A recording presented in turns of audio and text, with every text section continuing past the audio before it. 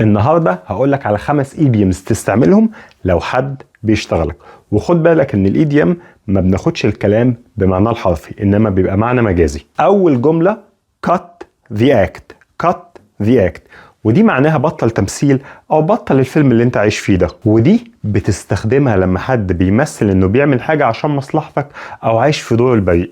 الجمله الثانيه I wasn't born yesterday، I wasn't born yesterday، ودي معناها انا مش ابن امبارح، ودي بتقولها لما حد بيشتغلك وعايز تقوله ان انا فاهم كل حاجه. الجمله الثالثه stop pulling my leg، stop pulling my leg، ودي معناها بطل تشتغلني. الجمله الخامسه I can see right through you، وعايزك تجز على اسنانك وانت بتقولها I can see right through you، ودي معناها ان انت مكشوف ان انت مكشوف قدامي، ان انا شايفك من جواك وفاهم ان انت بتشتغلني. انا عدنان عنتر وبعلمك جمل جاهزة تتكلم بيها. English Masters. Speak with confidence.